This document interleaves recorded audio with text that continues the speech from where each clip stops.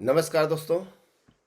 क्या आप जानते हैं कि कानून की दुनिया में एक डिग्री और एक पात्रता परीक्षा के बीच की एक छोटी सी लकीर है और यही लकीर आपको यानी कि इन सर्विस टीचरों को का भविष्य जो है बदलने वाली है।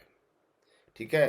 ये जो 13 मई और 15 मई 2026 ये जो 2 तारीखें भारत में जो शिक्षक शिक्षा है, टीचर एजुकेशन की परिभाषा को फिर से लिखने वाली है। क्या टेट वास्तव में एक क्वालिफिकेशन है या केवल एक प्रवेश द्वार? ठीक है। ये जो आपका 13 मई यानी कि कल है सुप्रीम कोर्ट में जो जस्टिस दत्ता के बेंच में जो हियरिंग होने वाली है, ओपन हियरिंग होने वाली है। और 15 मई 2026 को स्टेट ऑफ त्रिपुरा वर्सेस क्या सजल देव का केस। ठीक है। ये जो आपका हियरिंग होने वाली है, यही एक चीज जो है आपको स्टे दिलाने में और आपको जीत दिलाने में बहुत बड़ी भूमिका निभाएगी। कौन सी वाले मामला कि क्वालिफिकेशन और एलिजिबिलिटी, ये दो चीजें हैं। ठीक है। दोनों में अंतर है या नहीं? दोस्तों, आप सभी जानते हैं कि दुनिया जो है रूल ऑफ लॉ से चलती है। ठीक है। रूल ऑफ पावर से नहीं चलता है। आज से कई वर्ष पहले 1215 ईस्वी में, ठीक है, मेंगना कार्टा आया था। है, राजा के पास में पावर थी। ठीक है। और मेग्ना कार्टा में क्या कहा गया था? रूल ऑफ लॉ से देश चलेगा। ठीक है। रूल ऑफ लॉ से शासन चलेगा। ठीक है। याद रखिएगा, राजा भी विधि के अधीन होता है। और हमने आपके लिए बहुत बढ़िया चीज, बेस्ट डेफिनेशन लेकर आया हुआ है। सजल देव जी बहुत मेहनत कर रहे हैं। उनके जो वकील के साथ में बैठकर जो है चर्चा कर रहे हैं, मेरे साथ चर्चा कर रहे हैं। सजल देव जो 15 मई के जो उन्होंने जो स्पेशल लिप पिटीशन दायर किया हुआ है, ठीक है, अपील पिटीशन दायर किया हुआ है। ठीक है। तो याद रखिएगा, हमने जो है जो जानकारी इकट्ठा किया हुआ है, उस जानकारी के अनुसार से मैं आपको बता रहा हूं। वीजीसी रेगुलेशन 2025 धारा 1 के जी, याद रखिएगा, है कंडिका भी कह सकते हैं। वीजीसी रेगुलेशन 2025, ठीक है, कंडिका 1 के जी। और एनसीटीई एक्ट की धारा 2M 2M स्पष्ट करती है कि क्वालिफिकेशन का अर्थ क्या है, क्वालिफिकेशन में क्या क्या आता है। ठीक है। किसी मान्यता प्राप्त विश्वविद्यालय से प्राप्त डिग्री, डिप्लोमा या प्रमाण पत्र को हम क्वालिफिकेशन कहते हैं। ठीक है। और यहां एक बड़ा सवाल है, क्या टेट टीचर एलिजिबिलिटी टेस्ट कोई डिग्री या डिप्लोमा है या नहीं? ठीक है। क्या डिग्री है? कानून की नजर में ये जो टेट है केवल एक एलिजिबिलिटी क्राइटेरिया यानी कि पात्रता मापदंड है। ठीक है। यह वो चाबी है जो नौकरी के दरवाजे तक ले जाती है, यानी कि आपके नौकरी जो है यही बचाएगा। लेकिन यह स्वयं दरवाजा या घर नहीं है। कौन? टेट। ठीक है। टेट टेट जो है आपके दरवाजा तक ले जाएगा, दरवाजा तक ले जाएगा, लेकिन वो चाबी नहीं है। चाबी क्या है? ठीक है। या घर नहीं है, वो तो आपका जो है क्वालिफिकेशन है। हमें सुप्रीम कोर्ट के दो बड़े फैसलों को समझना होगा।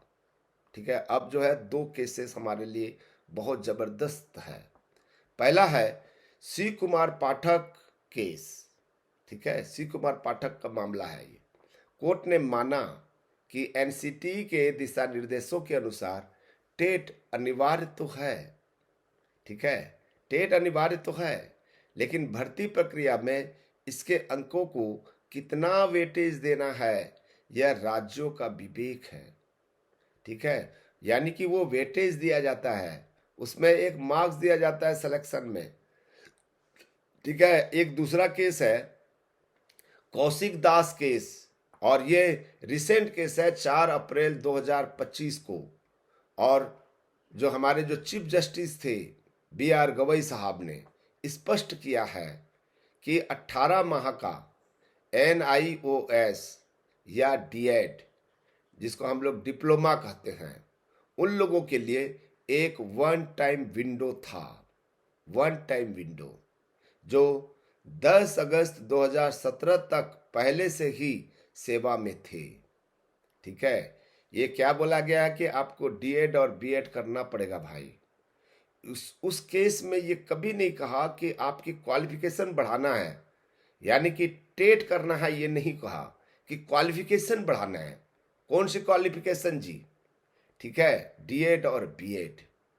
ठीक है, यहाँ पेच ये है कि यदि टेट केवल पात्रता है तो क्या इसे सेवा में रहते हुए वरिष्ठ शिक्षकों पर बार बार थोपा जा सकता है, विशेषकर तब जब UGC रेगुलेशन 2025 विदेशी डिग्रियों तक को इक्विलेंट माना जा सकता है, समकक्षता दे रहा है।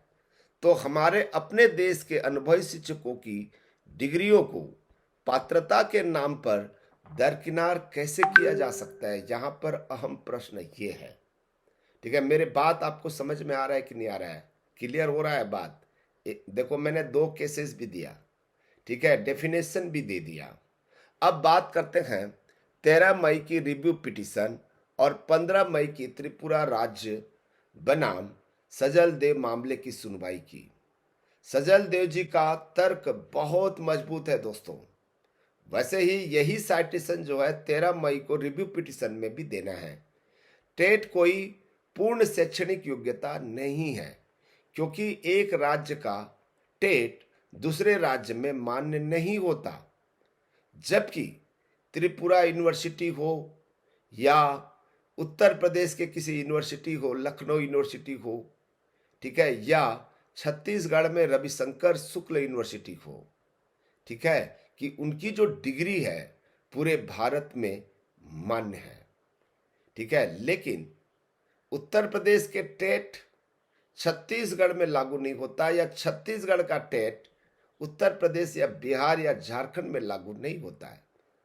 यदि कोर्ट यह मान लेता है कि वरिष्ठ शिक्षकों के लिए सेवा की निरंतरता उनकी मूल योग्यता यानी कि डिग्री डिप्लोमा पर टिकी है, न कि हर साल बदलने वाले पात्रता मानदंडों पर, तो यह लाखों शिक्षकों के लिए एक्सेस टू जस्टिस का सबसे बड़ा उदाहरण होगा। Access to justice. ठीक है दोस्तों, ये जो अनुच्छेद 142 है, ठीक है, ये जो सुप्रीम कोर्ट को जो विशेष विवेकाधिकार प्रदान करता है, ये मनमाना नहीं हो सकता है।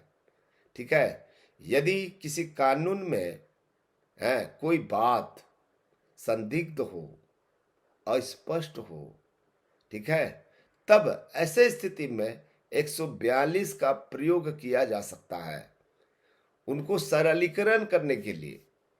ठीक है, संसद के कानून के उद्देश्यों को पूरा करने के लिए।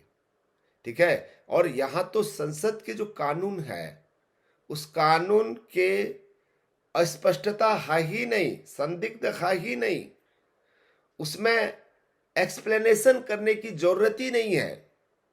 ठीक है, फिर भी कह रहा है। ठीक है, आप लोग सुने होंगे जो सुप्रीम कोर्ट के जस्टिस दत्ता साहब ने, उनके जो बेंच ने 1 सितंबर 2025 को जो जजमेंट सुनाया था, उसमें स्पष्ट कह रहे हैं कि जो इन सर्विस टीचर हैं वो योग्य हैं।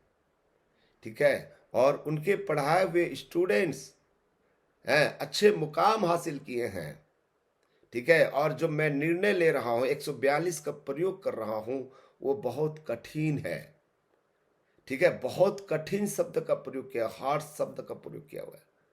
तो इसका क्या मतलब है? 142 का प्रयोग कठिन के लिए नहीं है, सरल करने के लिए है। यदि ये तर्क हमारे जो जज जो जो एडवोकेट हैं यदि सही ढंग से प्रस्तुत करने आ जाएगा तो खुद ही दत्ता साहब मजबूर हो जाएंगे आपको सबसे पहले स्टे देने के लिए। ठीक है साथियों, यह लड़ाई केवल एक केस की नहीं है बल्कि रूल ऑफ लॉ की है। एक प्रोफेसर के रूप में, वो भी लॉ के प्रोफेसर के रूप में, मेरा मानना है कि नियमों को शिक्षकों के सम्मान और उनके सेवा अधिकारों की रक्षा करनी चाहिए। ठीक है, 13 मई का जो रिव्यू पिटिशन है, 15 मई का जो सजल देव का केस है, उसमें जो फैसला न केवल आपके पक्ष में, इन सर्विस टीचर के पक्ष में आएगा, बल्कि भारत के पूरे 25 लाख शिक्षक बिरादरी के लिए एक मिसाल बनेगा। ठीक है दोस्तों, मैं जो चाहता हूं उसको सही ढंग से समझिए, है जो मैं कहना चाहता हूं उसको ठीक से उसका एनालिसिस कीजिए। है मैं आपके पक्ष में हूं, आपको न्याय दिलाने के लिए मैं, ठीक है, आपके साथ में खड़ा हूं। तो किस बात की आप जो है सोच रहे हैं, इस वीडियो को शेयर करिएगा, लाइक कीजिए, कमेंट्स लिखिए। लाइक करेंगे तो मैं समझूंगा, कम से कम 5,000 लाइक आना चाहिए। 5,000 लाइक मेरा टारगेट है। मैं सोचूंगा कि आप मेरे बात से सहमत हैं। चलिए हम आज बताएंगे कि कॉज लिस्ट में जो 13 मई का यानी कि कल का, हाँ, किस नंबर पर हमारा नंबर आएगा और कब सुनवाई होगा। सबकी नज़र जो है 13 मई के रिव्यू पिटिशन की है। ठीक है, हमारे साथ में सीनियर एडवोकेट लोग हैं। ठीक है, तो इसलिए चिंता करने की जरूरत नहीं है। Thank you, thank you, thank you.